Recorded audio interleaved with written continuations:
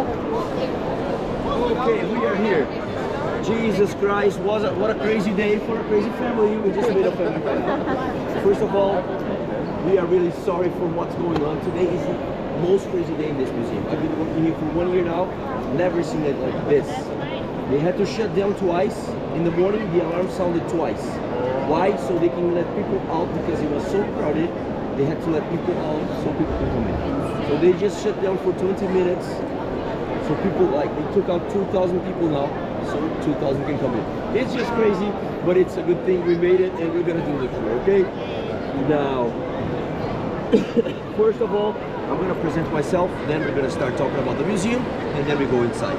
First things first, my name is Dayan. Dayan, it's a Hebrew name, it's a Jewish name. I'm not Hebrew, I'm not Jewish, I am from Brazil. Well, this has nothing to do, but my last name, Alencar. Alencar I discovered just a few years ago. It's an Arab name, it's a Muslim name. And I am not Arab, I'm not Muslim, I am from Brazil.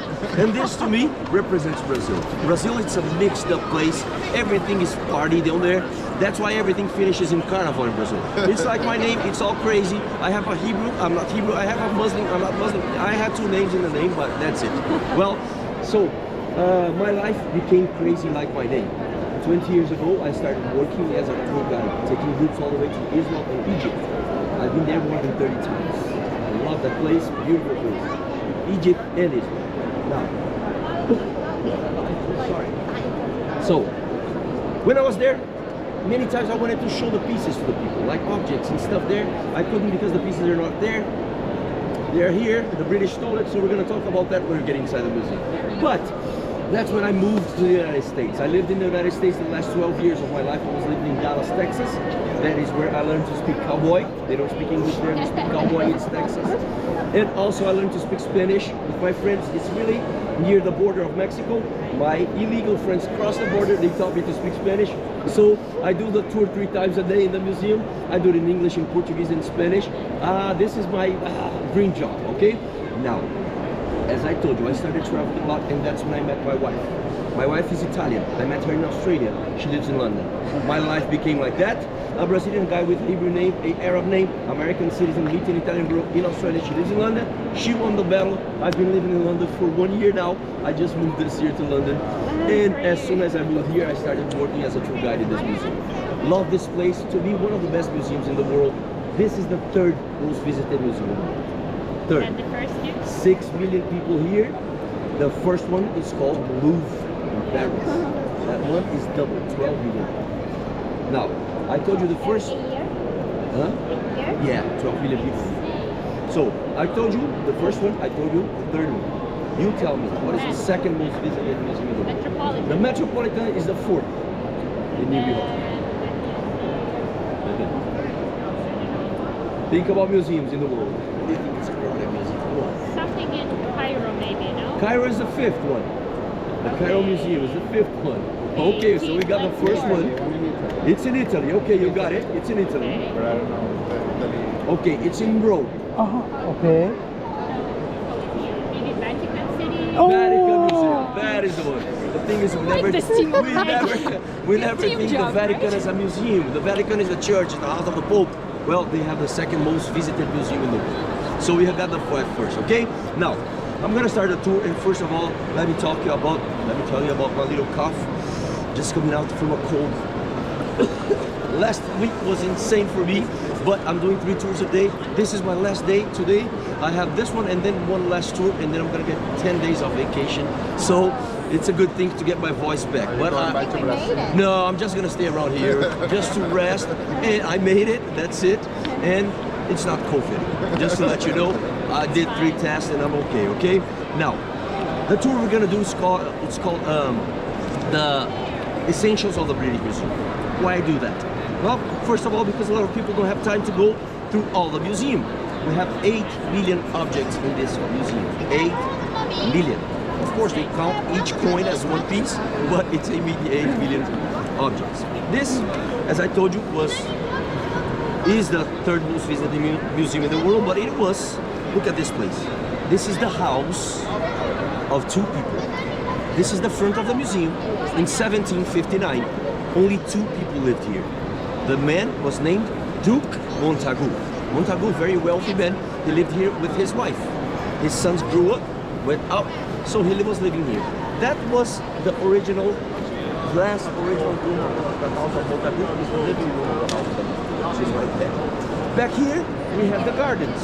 Like the Versailles Palace, they had big gardens in the back, so they had the gardens there. This was 1759. But the neighborhood outside starts to become a middle-class neighborhood. That's when he decides to move. Well, rich people, they don't like us middle classes.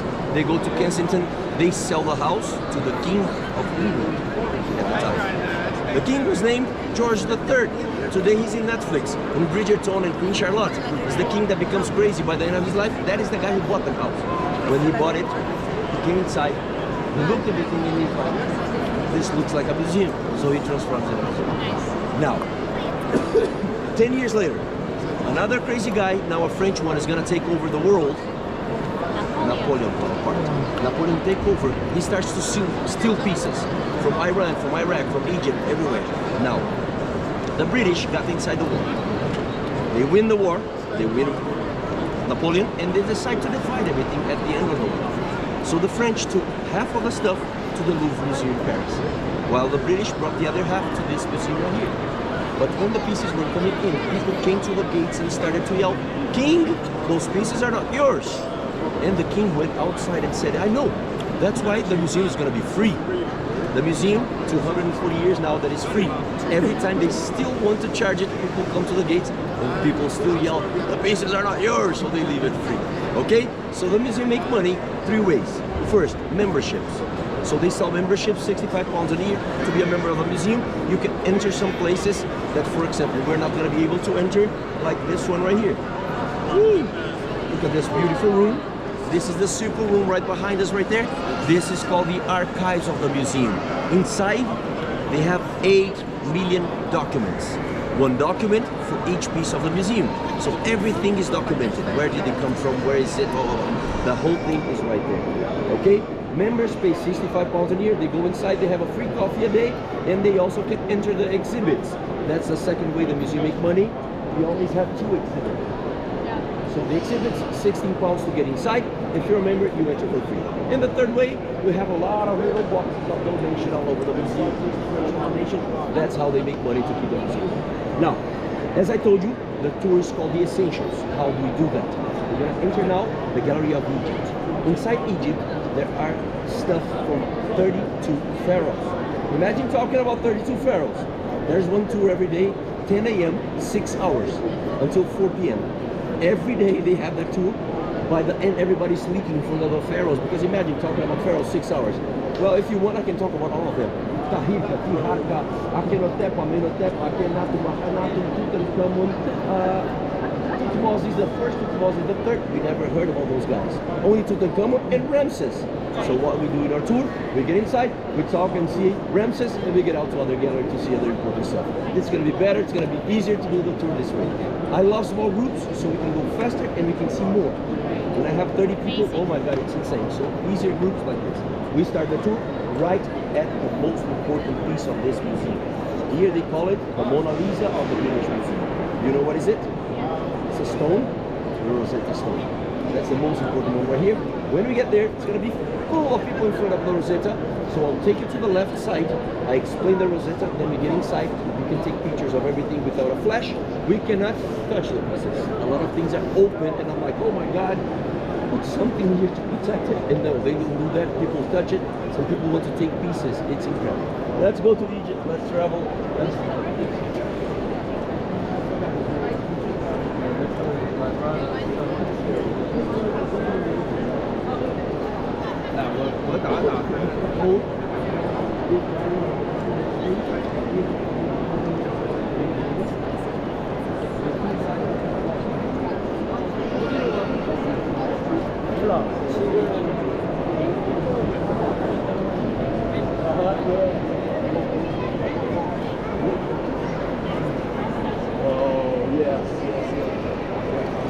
finish the tour. You see the little building up there? Yes. That is the best picture. You finish the tour up there. It's amazing.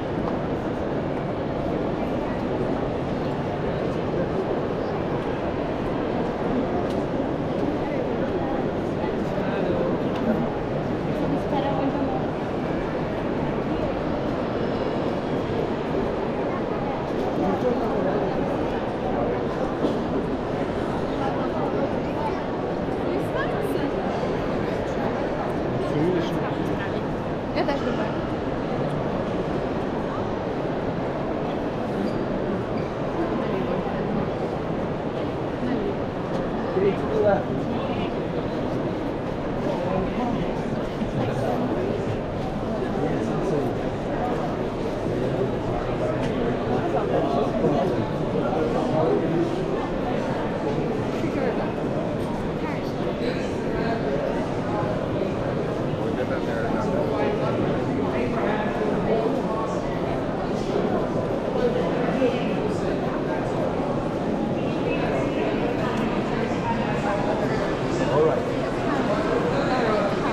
Here we are. Okay, so the Rosetta is right there in the glass right in the middle. Full of 2,000 the most important piece of the museum.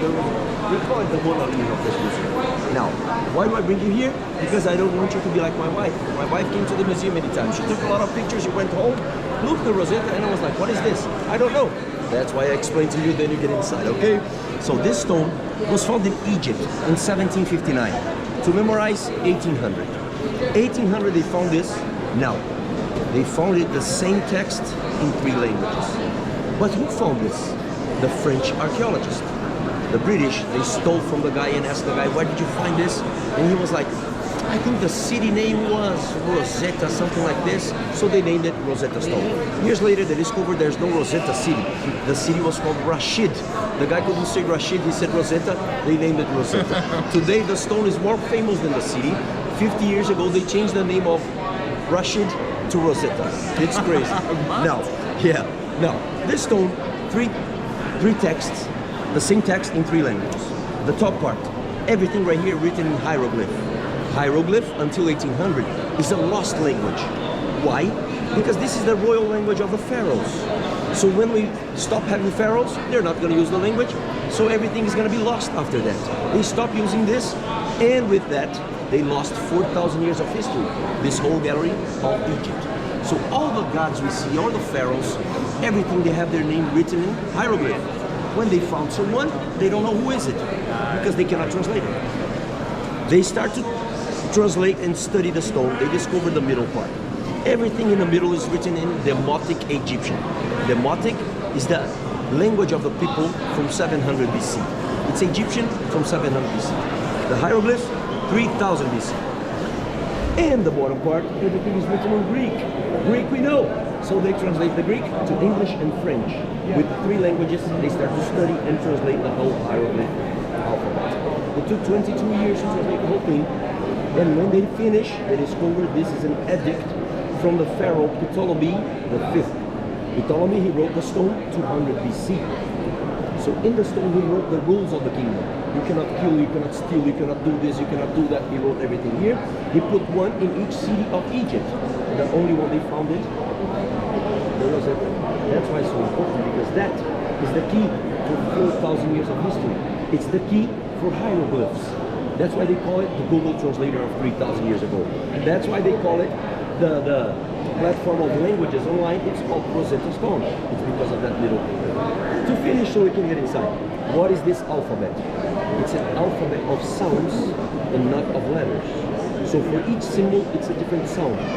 For example, the name Ahmed.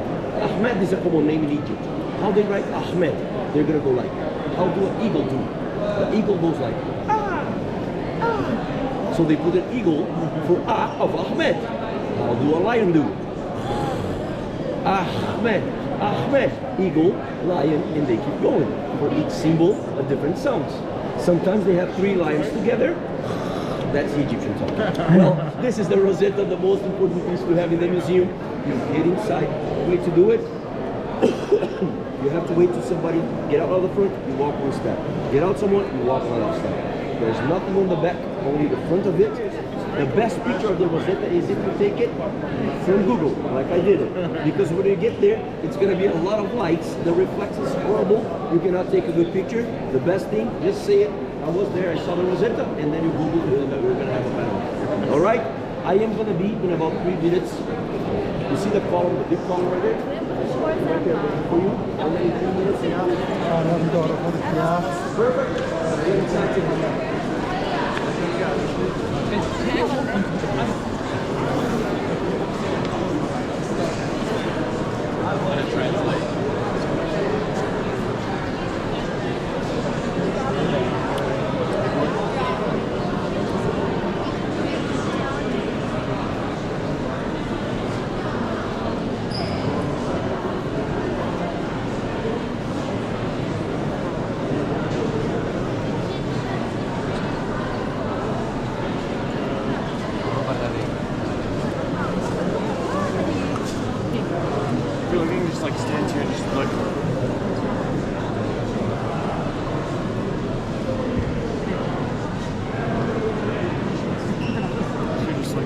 back here. I need to get it.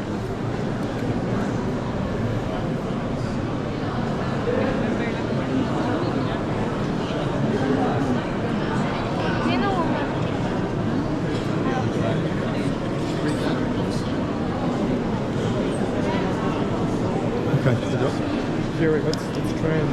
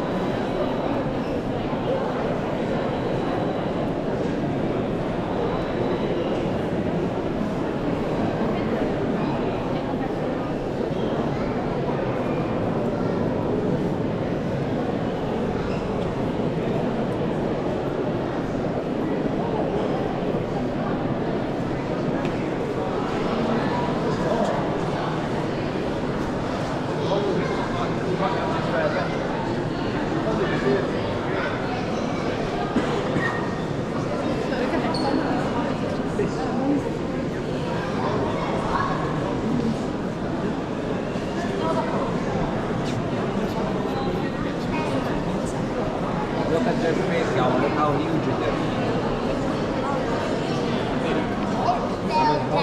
I'm in hot of the floor.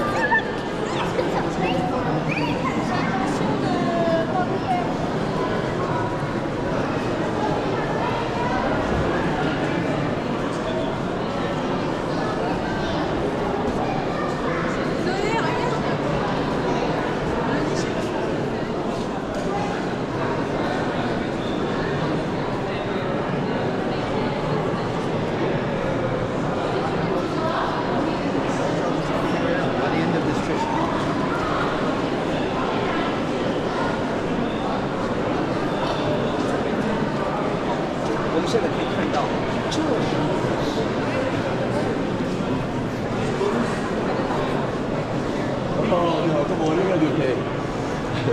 Okay, we're good? Yeah. Let's go all the way to the Parthenon Bar. All the way to the back. Do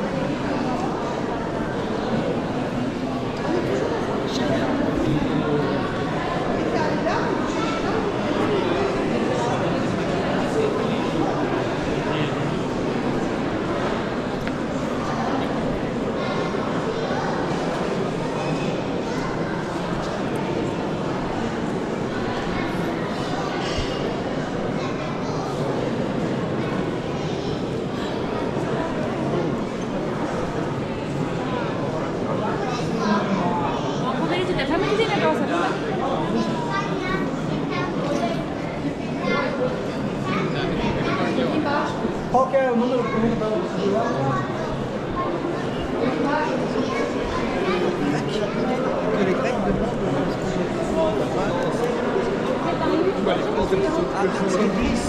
In Athens, they have a big mountain in the middle of the city called the Acropolis. This is the mountain.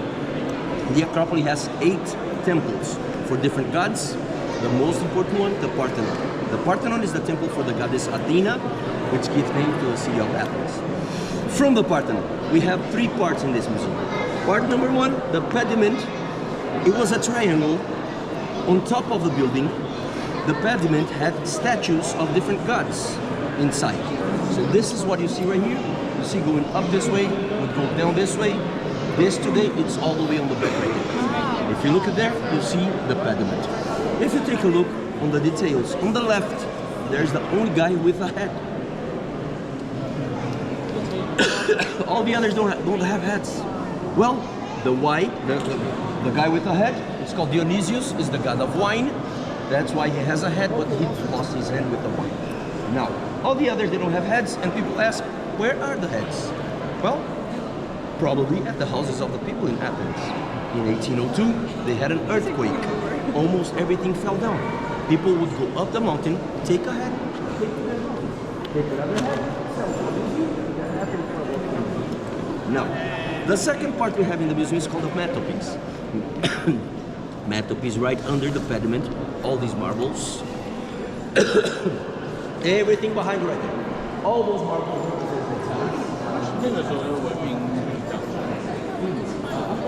all the gods. Athens, they were riding their horses and everything. The third part we have in the museum, the frieze. Frieze, behind the mantelpiece, those marbles right there are right behind me right here. You see they are different? There we have a fight and everything. Right here, we have the people of the city going to the temple to worship. So some people are taking offerings to the gods. Others are just sitting there talking about politics, talking about the weather, talking about the fashions or whatever you do at the time. They are doing that. Now, why are we here if we are doing the essentials of the museum? Because these are the most disputed, the most controversial objects in the world, in every museum in the world. For the last 40 years, since 1983, every year the Greek government sent an official document to the British government, please give us back the marbles of the Parthenon. And the question I'm going to start to ask from now to the end of our tour, but I don't want you to answer yet, because you can change your mind. The question is, should we give it back or not? Don't answer yet, you can change your mind. To judge something like this, we have to ask another question. How did all this got to the museum? Right? We need to know that to judge something like this. Well, 2 years after the earthquake, Napoleon Bonaparte used the Parthenon to store his bombs. And 6 months later, poof, a big explosion, everything fell down. The people went up to the mountain, started to get marbles and take to their houses. Started to get pieces and sell to other museums. But the British ambassador in Greece at the time, his name was Mr. Elgin, Sir Elgin. Elgin was an archaeologist. He goes up to the mountain, he starts to clean everything, to take care of everything. But who was ruling Greece at the time? The Ottomans, the Turks. The Ottomans tell Mr. Elgin, hey, nobody's taking care of this. You want to take this to London? And he's like, yes, I want it. How much do you want for that? And he bought it for 70,000 pounds. Today it would be 2 million pounds. It's not too much, but it's too much. Well, he bought it, brought here. 30 years later, the Greeks conquered their independence from the Ottomans, and since then, they start to ask it back the money. The thing is so difficult that last year, 2022, the Athens Museum, which is just behind the Acropolis, they opened a gallery, replica of this one. Same thing, same measurements and everything, without the marbles, of course, and they wrote on the wall, we are waiting for the marbles of the British Museum. Aha! So, this gallery is the one I had to finish at the museum. Why? Because if we stay here, we're going to stay 15, 20, 30 minutes, it's not going to be enough. Because everybody wants to read the name of the gods. Go up there. There are 2 minotaurs on the side. So when you finish the tour, I point to you, go to the Parthenon, spend here 10 minutes, take your picture, breathe out some Greek marbles, and then you leave the museum. That's the best place to finish the museum. If we do that, we can still see Assyrian, Roman, and all the stuff that we have to see in the museum. Is that okay with you? Okay. Perfect. When we get out, on the left side, there's a mini Parthenon. It's a beautiful building, but it's a replica. The tour guides will think if one day they have to give it back, they're going to close the door and say we still have stuff from Greece in the museum. Not important, it's just a replica. We go to the next one on the right side, 2 big gods, 2 big bulls they have. Let's go this way.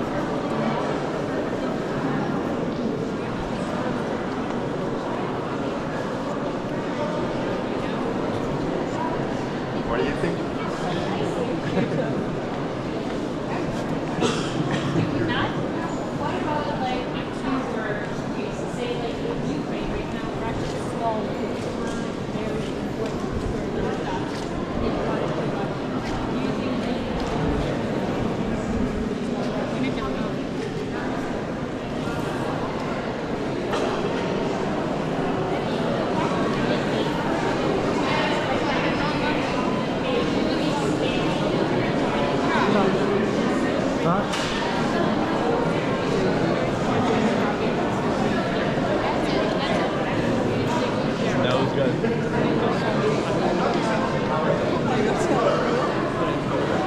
He wants to go.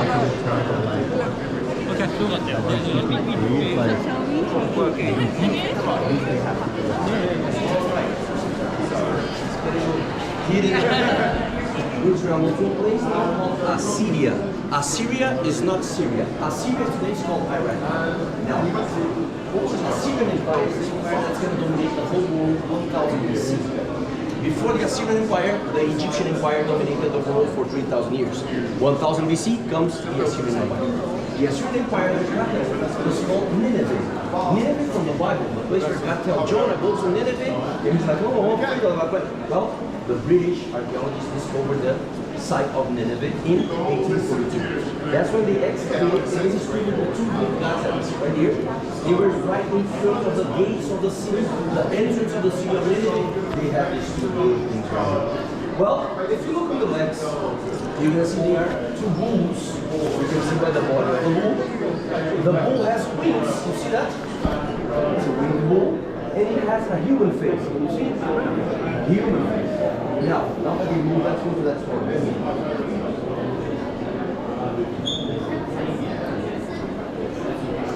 From here, we're going to look to that one now. And I'm going to ask you, how many legs can you count on the bull? How many legs can you see it?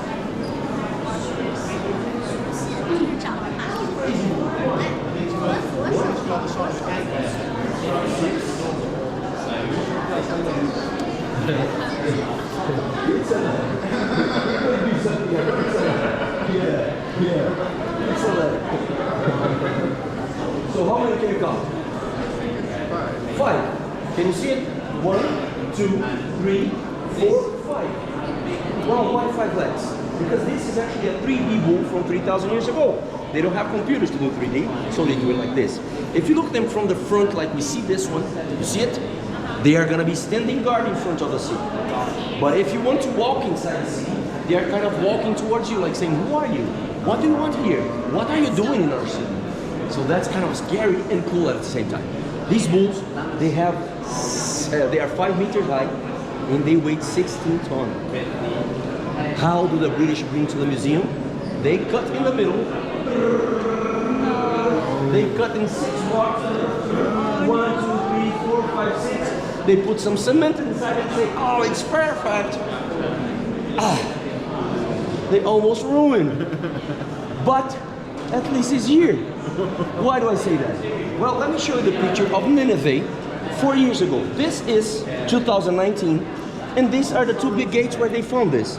The gates were there, and inside you have replicas. You see the replicas?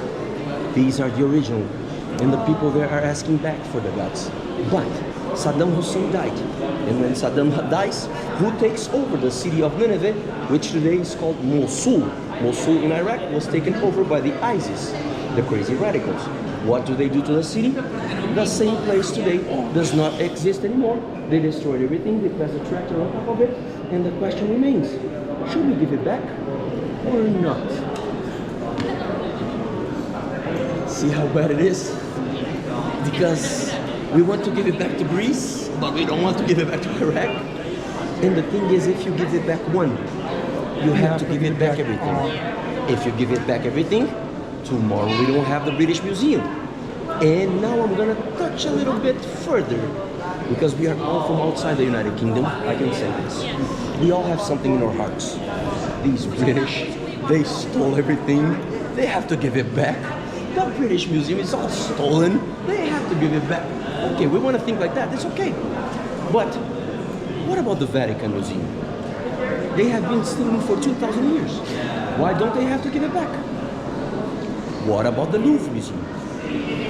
And the Prado, and the Metropolitan, and all the other museums in the world? They were made the same way as this one. Why don't they have to give it back? Only this one. And you know what's worse? The only one that is free. All the others, they charge us to see what they stole it. See how bad it is? So this is just something I put so we can think a little bit about it. Now, time for pictures. Take your pictures right here on the gods if you want it. And then we're gonna go to Turkey up there on the stairs. All right?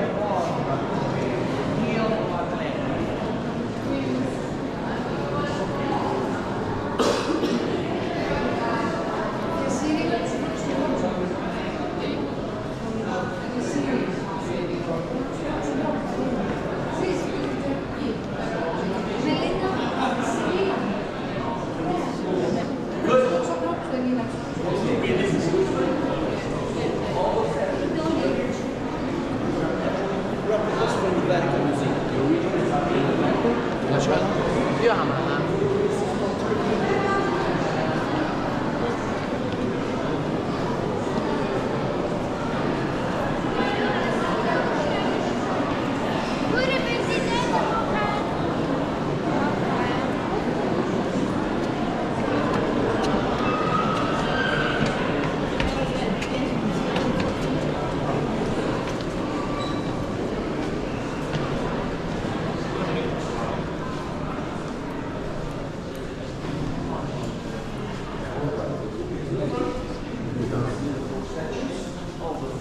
Philosophers. And the most famous guy, Socrates right here. Socrates, this is actually his actual face because they made this statue on his face when he died. So a lot of people, scholars, everybody from the world come here to see how he actually looked like. He's the most famous statue of Socrates. Then you have Epicurus, Antithesis, and Chrysostomus, the lineage of philosophers from Socrates. This is a nice picture. If you want to take it, the picture that people take here, Brazilian philosopher, Greek philosopher. Or if you want to go to the other side, you're going to stand right here. And a guy that was supposed to be here, his name was Paul, Apostle Paul. He was a philosopher from the lineage of Socrates. But he meets Christianship right here. That's when he breaks with philosophy and starts the Christian religion. So Paul was supposed to be right here. All right? This is the most famous guy right here. It's called Socrates. Take your pictures, then we go to the column like that. And if you want to stay there, I'll take your pictures. Come on. Go over there.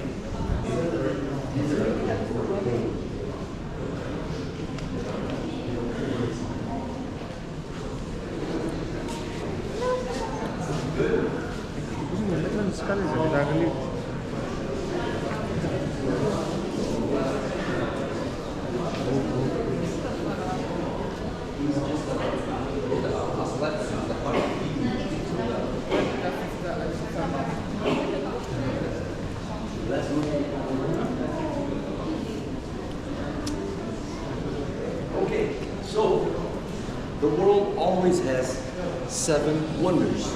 So today the 7 wonders, the Christ in Brazil, it's one of them. But the ancient wonders of the world, the pyramids, the little lighthouse, huge lighthouse in Alexandria, suspended gardens of Babylon, the temple of Ephesus, the temple of Diana, temple of Artemis. Well, the temple had 48 columns. In front of the museum, we have 36 columns.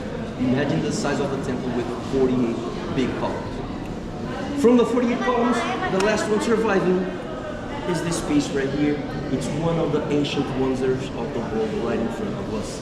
It's from the temple of Ephesus, the temple of Diana. I've been there many times, and when you go there, you search the other 47 columns. Where are they? Actually, they fell down, earthquakes, bombs, people stole it. Everything is on the ground in little pieces. So you walk on top of them to get to the city of Ephesus. The only one surviving is this one. But guess what? The Turkish went back. Should we give it back or not? See how difficult it is? Everywhere you go is like that. But this is the last surviving piece. While it's here, I tell people take a picture. We never know when this is going back. So the last wonder of the world that we have surviving in the last 7 wonders. What is this temple exactly? In Ephesus, Turkey. Today, the city of Ephes. Ephes is the you know the beer Ephes from Turkey is the Turkish most famous beer. It's from the city of Ephesus. So Ephesus is a city from the Bible, a city from 350 BC, where they had a big temple for Artemis. Crazy, huh? Do they have Parthenon pieces here? Not Parthenon, the mausoleum, Halicarnassus. Go and know there. Sorry.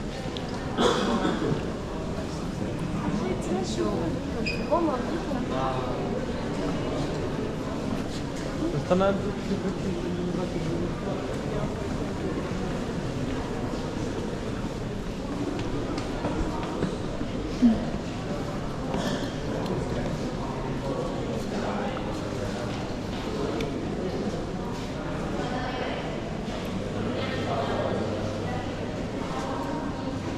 So these are the pieces from the mausoleum. The part I like the most is the big horse right there on the back.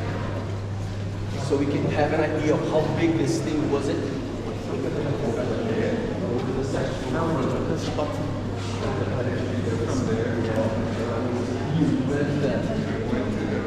You've been there?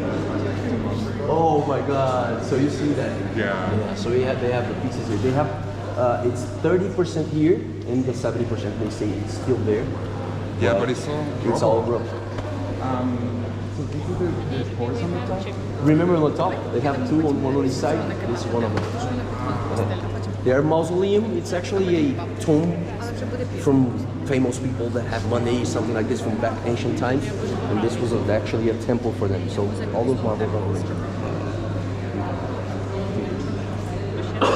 Okay, so we're gonna travel all the way to the Atlantic, no, to the Pacific Ocean, the islands of the Pacific, to Polynesia, to see the Moais. 2 galleries this way. Let's go, and we're gonna see.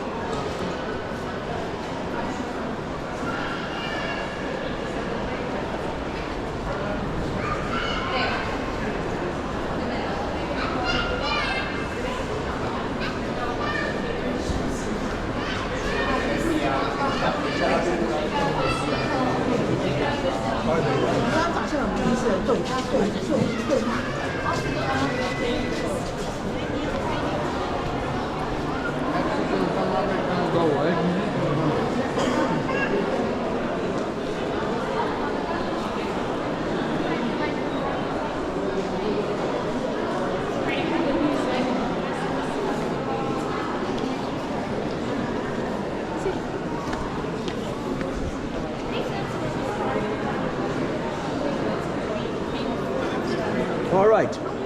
It doesn't look like, but we travel all the way to the Pacific Ocean.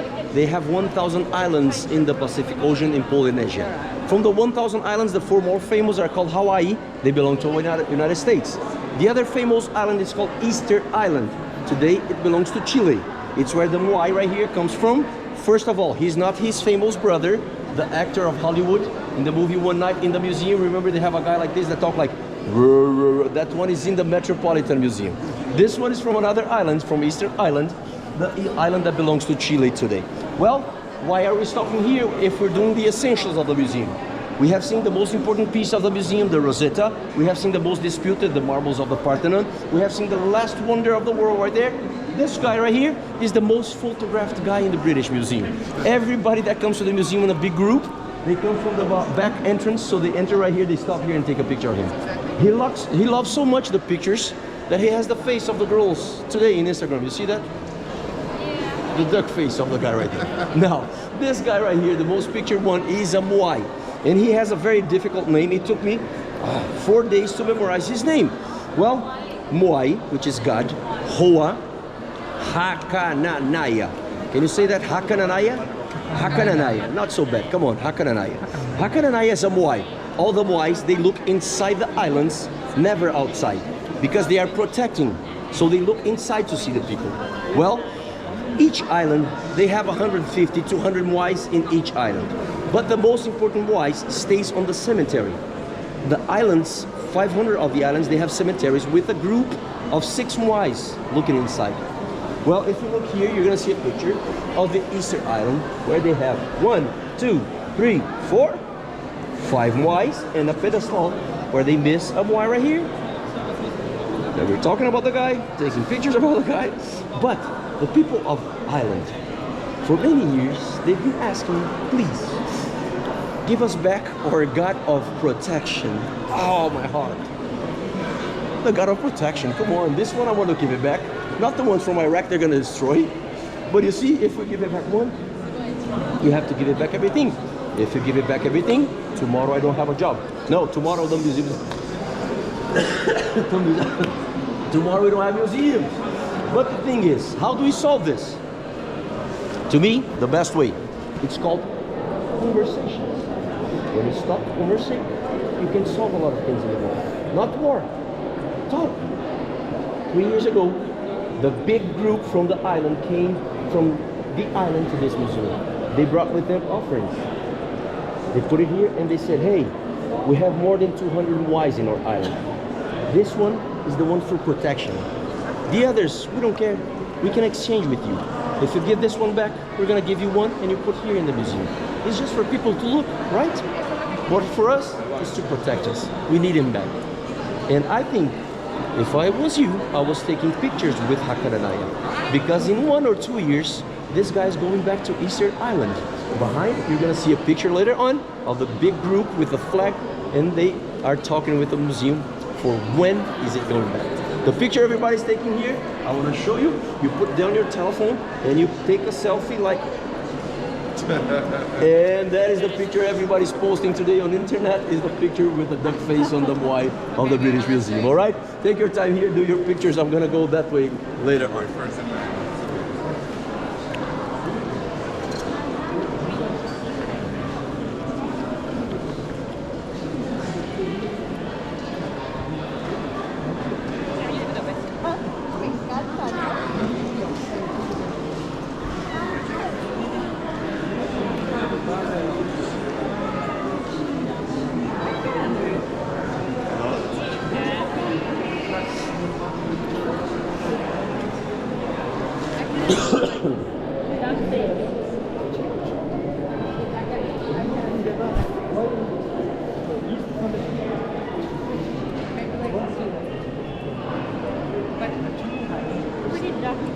Good. Looks like Let's go this. Look at his back, sir. That would be cool today as well.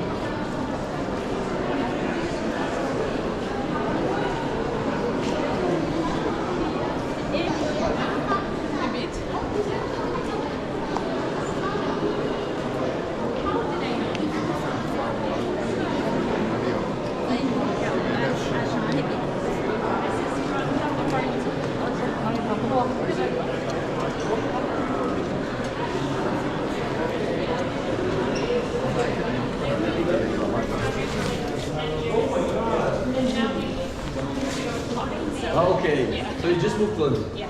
Crazy. All right. Okay, so we are now in British Columbia, the North American Gallery. This is Canada and United States. Well, when the British discovered Canada and the United States, the first thing they discovered, the Indians that lived there. The first thing the British are going to bring, their illness. So they kill a lot of the Indians with the illness from Europe. Now, the Indians from the very north, from Canada, they are called the Eskimos. These are the type of people that live on the ice, on the igloos. It's very cold up there. So all this animal stuff that we see right here, bear skin, the dress, the beautiful dress made of whale gut, the little sled, all bones of whales. So they leave off the land. Whatever they can find, they leave with that. Okay? We keep going a little bit more, and we're gonna go to the north of the United States, where we have another tribe of Indians right now.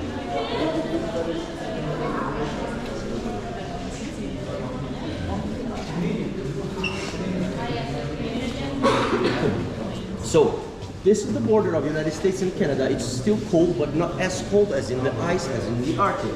So now we have the Cherokees, the Indians called the Cherokees. Their stuff, it's made of buffalo skin. So it's still cold, but everything is buffalo skin right here. It's buffalo leather, okay? Is their weapons and their type of warrior shirts. This is a beautiful saddle to a horse. Not so comfortable, I think, but it's a beautiful one. Okay. And to finish this gallery, we come right here at the end.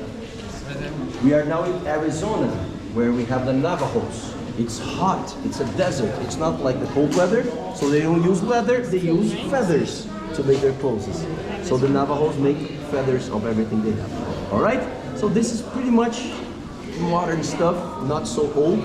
This is what they have from the North American galleries, but now we're gonna enter Mexico to cross the border from the United States to Mexico. A crazy guy named Trump put a wall, so we have to jump the wall. No, that's nothing to do with it. Just go with me. Let's go to Mexico.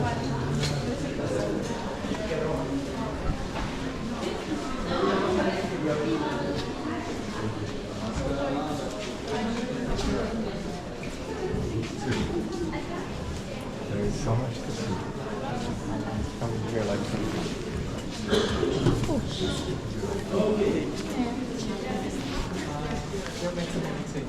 Very expensive po kasi ito lang yung only sinabi ng Mexico. Have fun. Mexico is a good place to be. When the Spanish discovered Mexico, they discovered the first civilization living in the water was the Mayans. Then inside the country, they found the Aztecs. The Aztecs, we had an exhibit of the Aztecs about 6-7 months ago, and the guy brought some stuff to show this little piece. It was amazing. This is actually not a common snake, this is a god. They believe this is God for them. So this has two utilities. First of all, it was a vault to store gold. If you look under, you see the mirror right here. You can see where they put gold. They put the snake on top. Nobody knows what is it. Okay? The second thing, the guy brought a little ball with him, the same material of the snake. And inside it has a tunnel. And the little ball from the mouth was then making a noise like woo, woo, woo.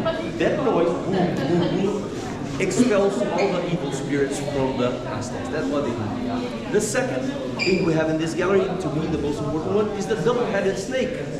This piece right here, it's from the Aztecs, and this was worn by the chief on his chest as a collar once a year on the day of the human sacrifice. Every year, they sacrifice a person to the gods for their protection.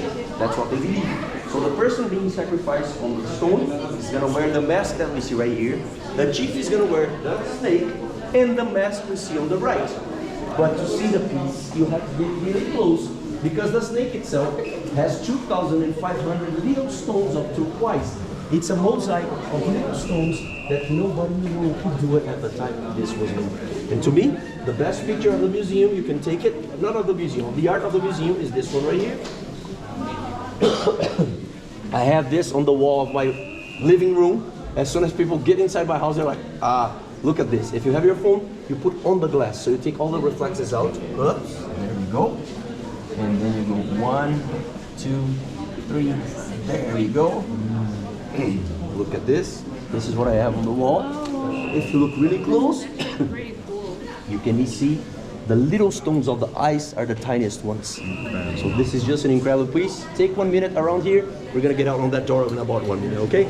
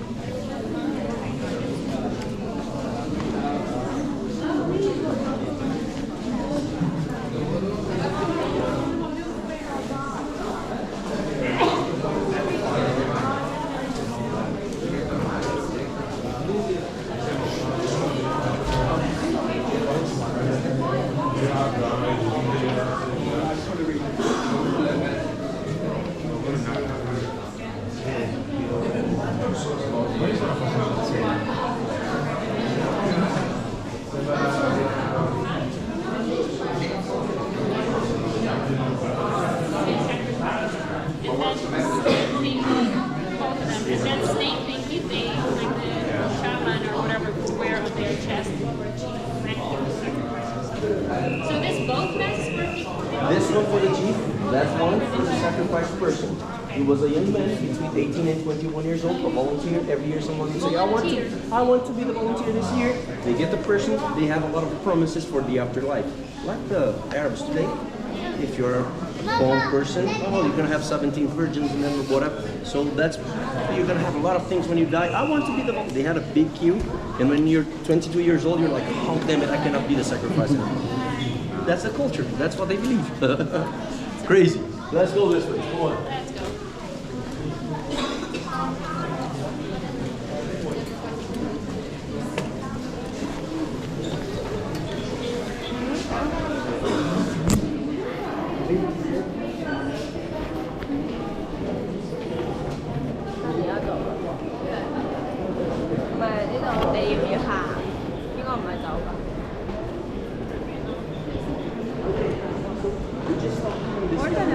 All the way.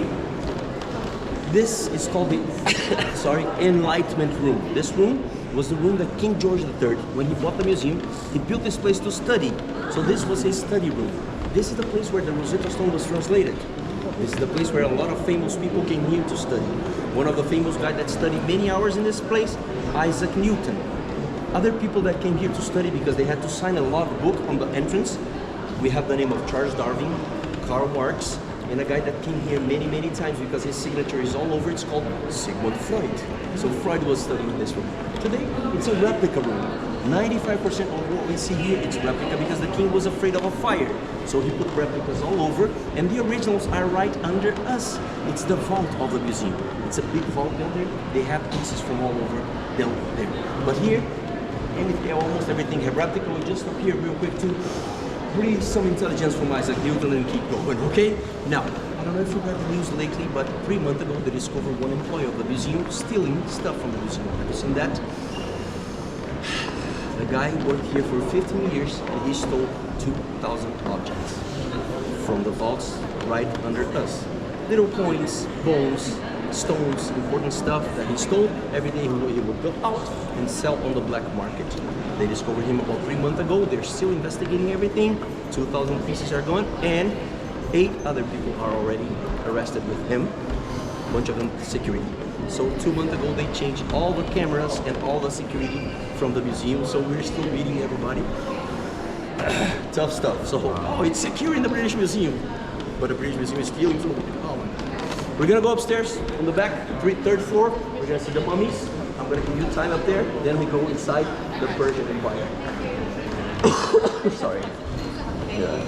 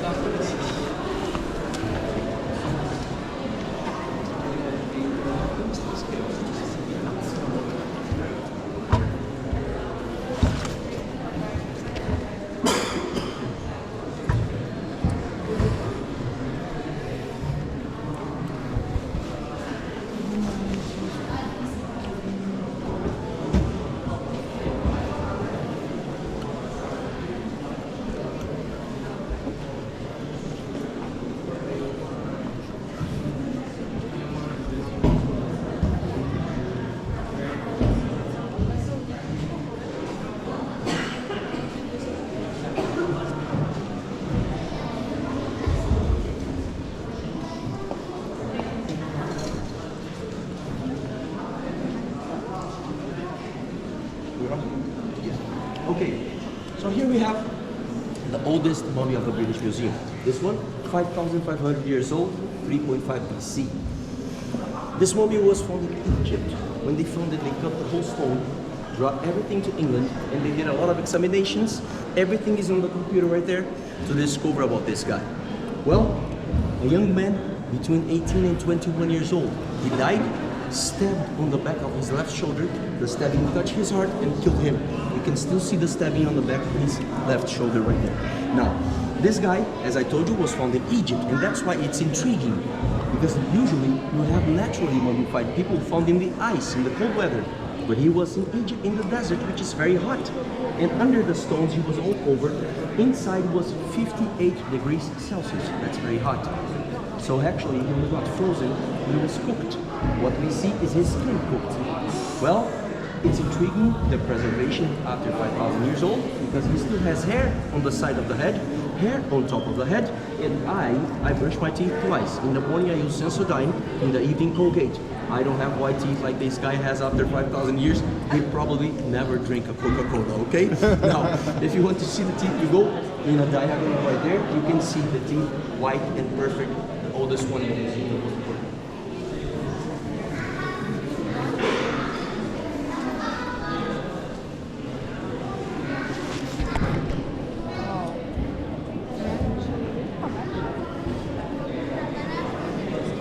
Like from here, you can see the teeth, like perfect.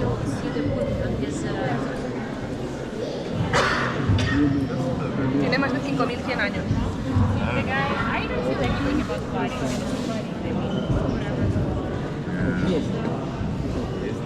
I'm just thinking about all the people.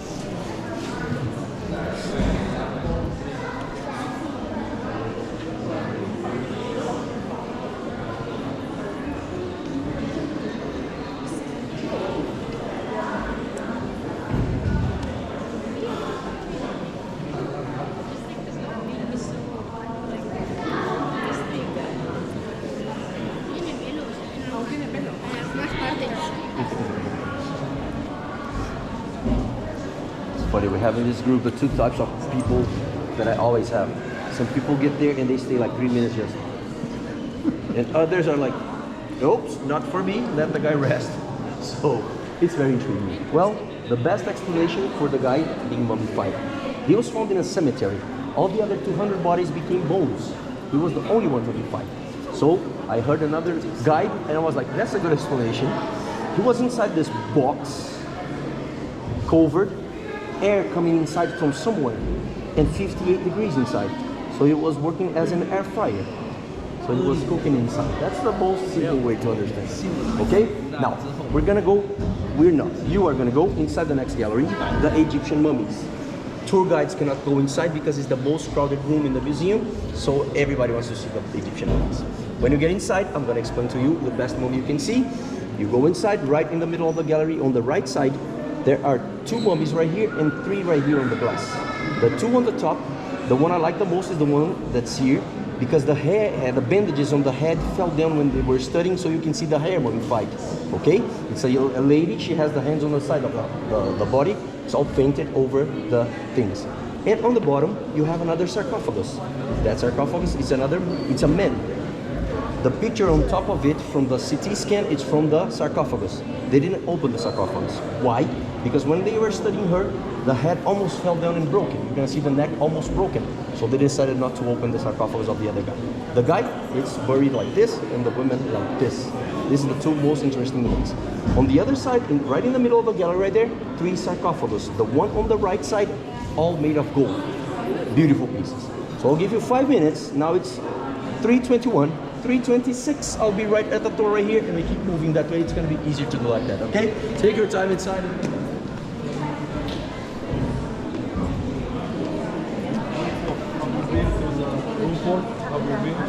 Where's the store?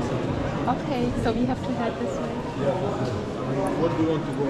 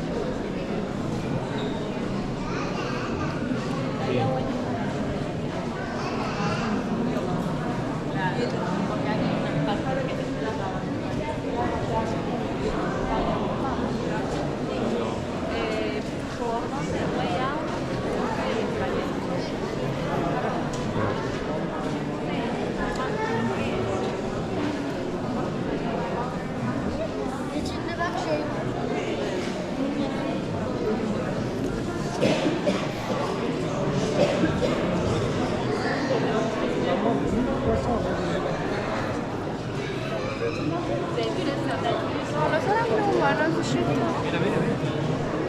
Non ci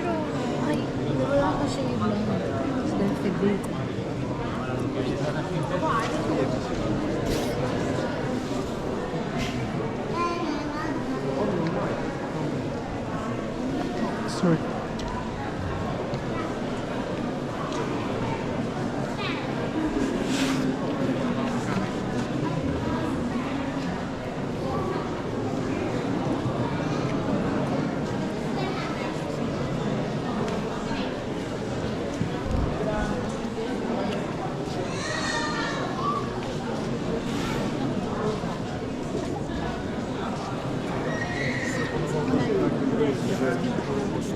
To naprawdę...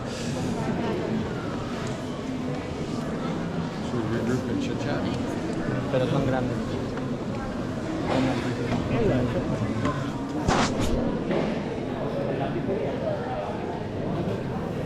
Okay. Go.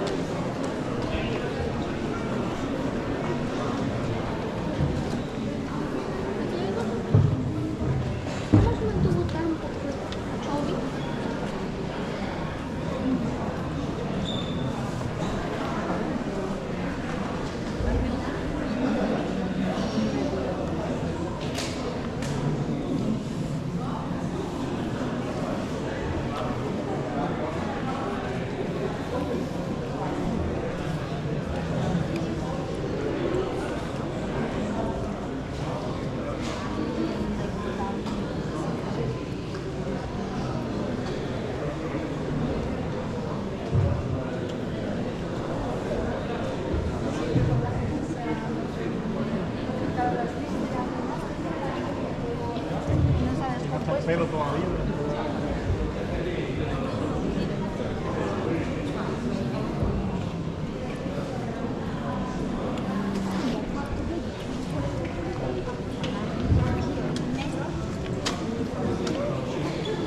That's the first attachment.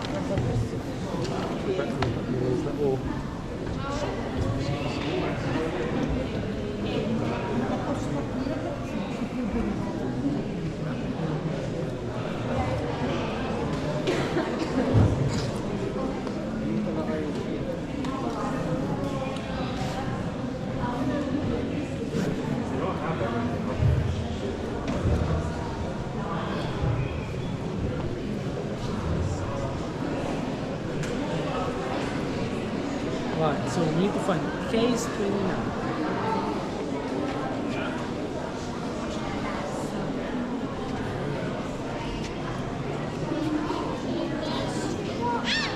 It's getting dark, it's not 3 already. Parece para tomar agua. No.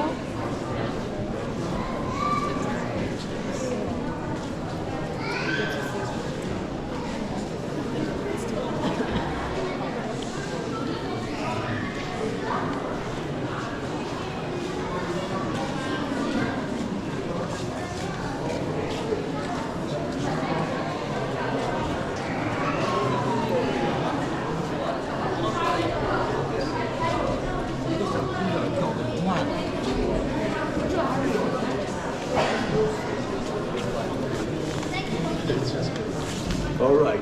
Good? You had time to see everything? All right. Let's go to the Persian Empire, is the next one, and then the Romans.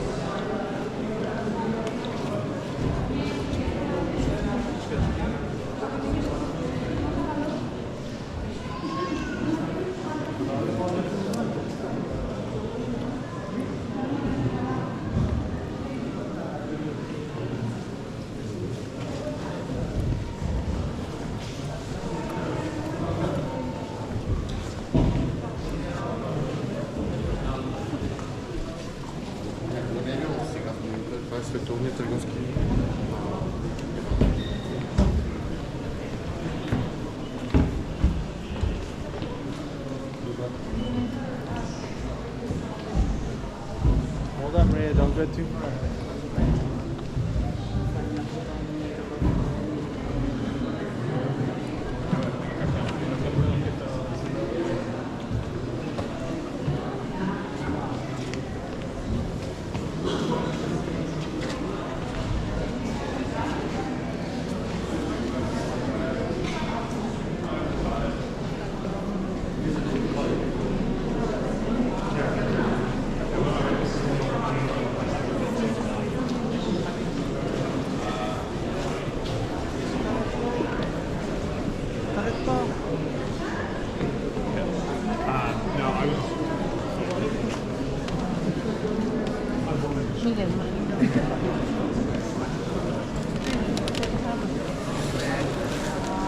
Okay, got it all? Yes. Okay. So, this is when I tell everybody the importance of having a tour guide in a museum. I came here many times before being a tour guide. Past this place never stopped here. So far, we have seen the most important piece of the museum, the Rosetta, the most photographed guy, Hakananaya, the oldest mummy. This little piece right here, the most important document we have in this museum, one of the most important documents in humanity. This is called the first charter of human rights. This is called the Cyrus Cylinder. So Cyrus was the first king of Persia. Persia today, Iran. Okay? So Persian Empire is going to be an empire to dominate the whole world. When the whole world was dominated by the Persian Empire, Cyrus, the first king, is going to write this little piece right here. Cyrus is not the most famous king in Persia. The most famous king is Xerxes. Xerxes is in the movie 300, killing Leonidas and the 300 Spartans. So Xerxes is the grandson of Cyrus. Okay? So when Cyrus dominates everything, he writes here, I am Cyrus, king of the world, king of everywhere. I declare that I let go all the people that are slaves in my land. Go back to your nations, rebuild your cities, worship your own gods, rebuild your temples. This is the time when the people of Israel go back to Jerusalem and rebuild Jerusalem and the walls of Jerusalem with the prophets Nehemiah, Ezra, all prophesied by Jeremiah. This is the time when the people of Egypt go back to construct Alexandria. The people of Turkey go back to start constructing Constantinople. This is very important because everybody's free. The part I like the most is the last line, which is written, go back, worship, rebuild, but pay me the taxes.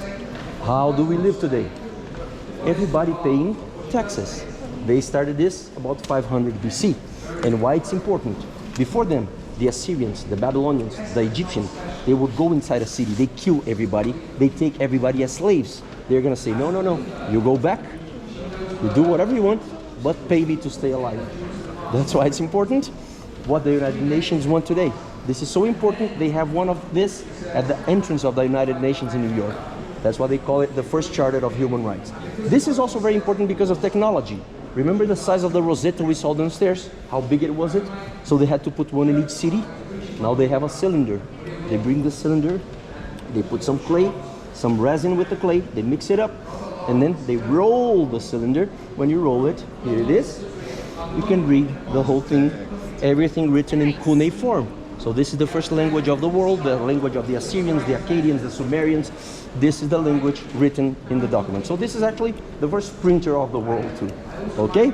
Now, you are very blessed. It came back to the museum only 3 days ago. It was on loan to Oxford. They were studying, and 3 days ago they bring it back. So the original is right there. Yeah, I still have the sign that it was removed. Yeah, removed from them. That's it. So they just brought it back. All right? We keep moving that way.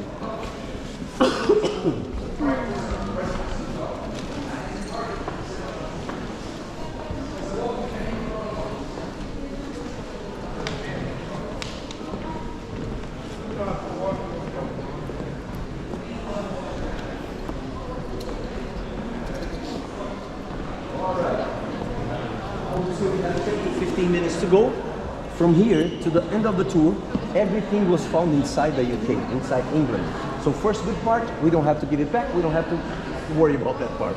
Second thing, 85% of the stuff from here to the end were found inside the rivers, mainly the River Thames. Why is that? Everything inside the river, how's that? Who lived here before?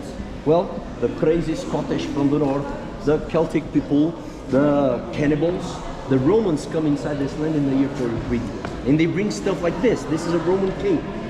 You wear Just wait. Don't move, don't move. Oh, this is gonna be good. You see that?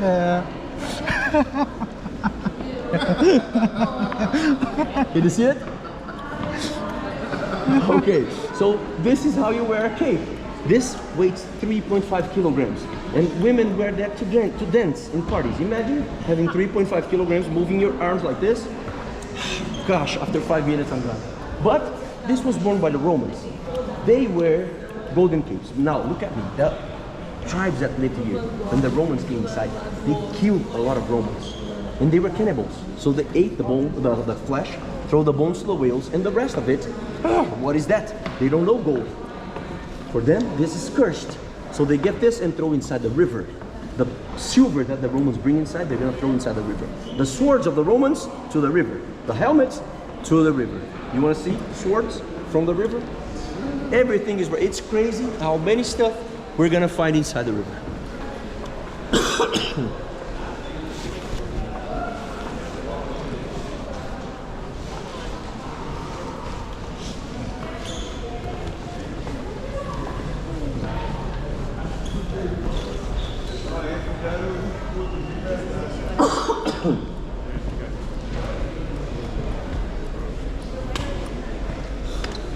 I'm good to take the picture of him with. Oh yeah?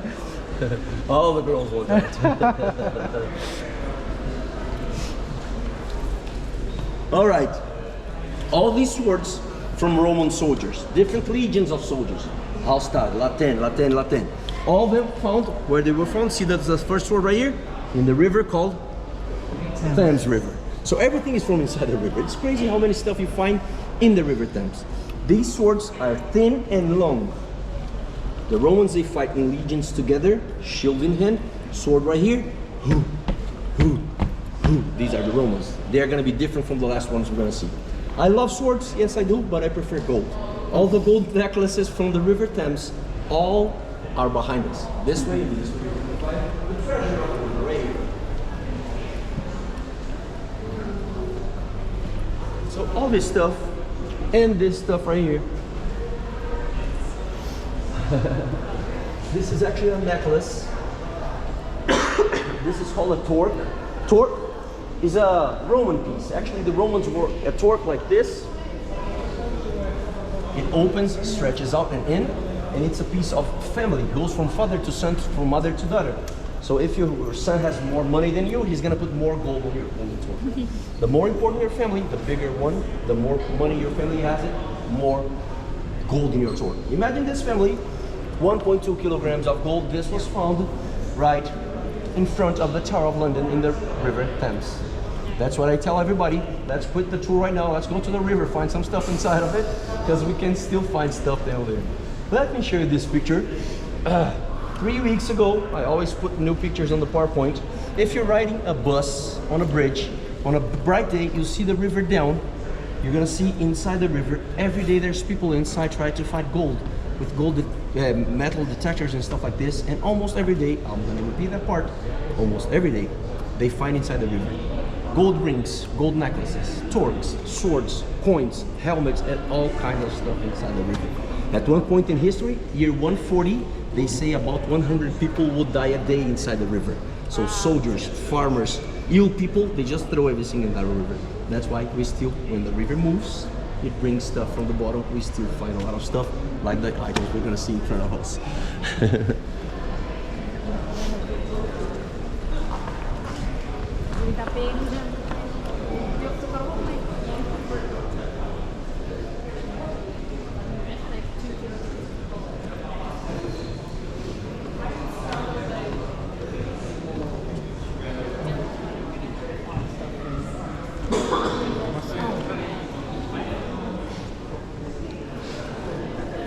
I know this guy. You know this guy? Yeah. Adrian? All right. So, the Romans, they come inside this land in the year 43. They try to enter Scotland. Every time the Romans try to enter Scotland, the Scottish kill them. There's a bunch of movies about it. For example, the Legionaries, the Eagle, the 13th warrior. All the time the Romans trying to go inside Scotland, the Scottish killed it. So one emperor after 90 years, Emperor Adrian, he decides to build a wall. So Hadrian builds Hadrian's Wall. Today, it's on the border of England and Scotland. It's 120 kilometers, and there's the ruins of the walls today. But he built this in the year 122. He built walls all over the empire. I love this guy in the history of the Roman Empire. There's Hadrian's Wall all over the world. I've been to Hadrian's Wall in Israel, in Egypt, in Turkey, and here I still have 3 that I want to go. Now, why do I want to go? Because the wall today, for the people of England, it's a big walk. 5 days to 6 days walking the wall. You walk on the sides of it, that's me walking. To my right is England, to my left is Scotland. So you walk the whole thing in 5 days. It's kind of a way of St. James, the Camino Santiago in Spain. I did this twice, I did the Camino twice in Spain. I prefer the Camino, because there you can buy wine for €1. Here, 1 beer, 6 pounds. You cannot walk like that, come on. Now, this is a beautiful walk, and this guy built the wall, but he came here to the inauguration. When he leaves the place, he goes back to Rome. What happens? We don't know. But the head of Hadrian that we see right here was found where? Inside the River Thames. On the other side of the torque that we saw, the River Thames, they found his head. 20 years later, they found his hand. Same material, almost same size. So today we have a lot of archaeologists inside the river trying to find Body. Yes, because probably the whole thing is inside. Other guy that was found near the Chelsea Bridge, his head, Nero, Emperor Nero. This is, yeah. The same guy. No, because of the ears. they're different, yeah. Romans, I think they have big ears. These two are the same, Hadrian, and this one is Nero. So this one is like 100 years before this one. This one is the guy who come inside this land, and he says, this place is far, far away. And he names the place in Latin, Londinium. London, Londinium. He's the guy who gave the name to this place. Now, he stayed here for 3 weeks, back to Rome, and 3 months later, he set fire in Rome. A lot of people say he drank the water of the Thames. I don't know about this part. But the Romans stayed here for 350 years. They never conquered Scotland. And they say this land is cursed. Let's go back to Rome. So they abandoned the land for about 100 years until the next ones are going to come in. The next, they come from the north of Europe, from Sweden, from Norway, from Denmark. They are the Vikings. Vikings. The one to the last gallery right there, the Vikings. What year this guy opened the coffee shop? Yeah, right? Nero? Nero? And you know what? I always thought the coffee shop was Nero because of him and Italian and everything. And then I went to Italy and discovered it's because it's Nero, the black coffee. It's called Nero. Oh my god. Oh my god. I'm so sad after that. No, it's sad.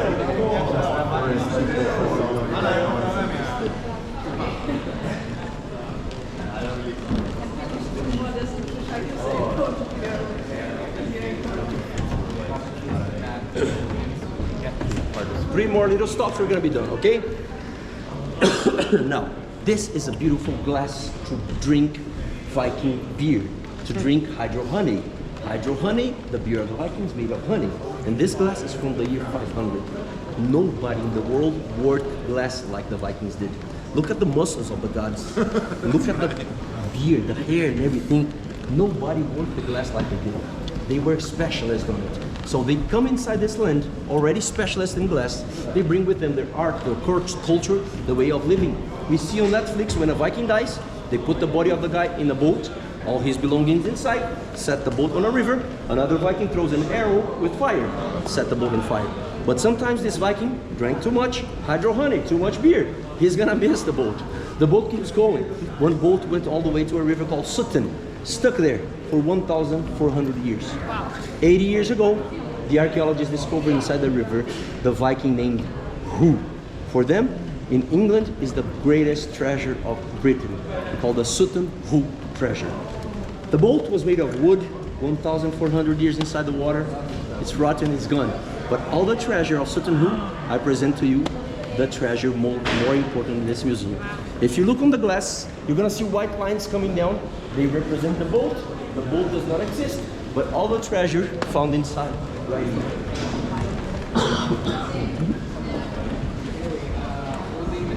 What would go in your Everything you can see right here. iPhone? Like stuff that I do. Because you can see So all you see right there is not gold, it's actually silver. Same way we have white gold, there's goldish silver, mainly in one place in the world called Sweden. That's why we know this Viking came from Sweden. So he invaded the land, he tried to conquer, he died here. As we see Netflix, this guy was strong, tall, big head. How do we know that? By the size of his helmet, the helmet of Sutton.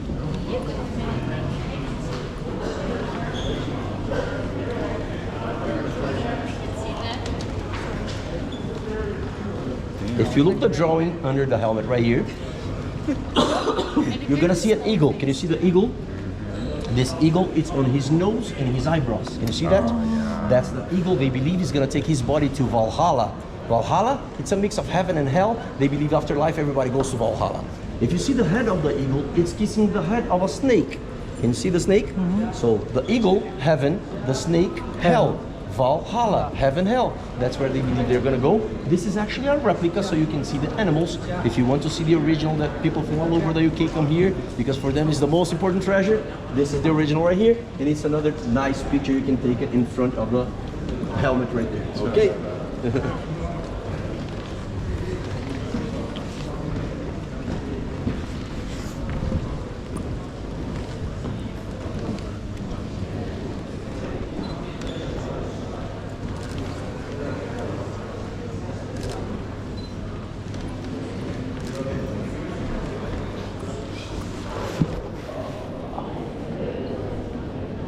The helmet was found in 117 fragments.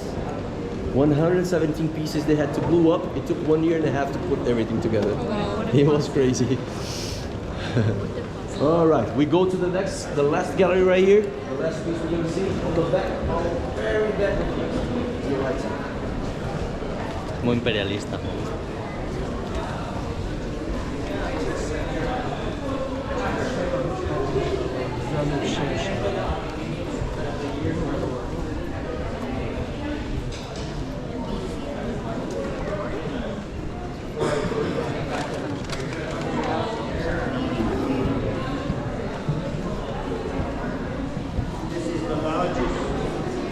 This is a big one, huh?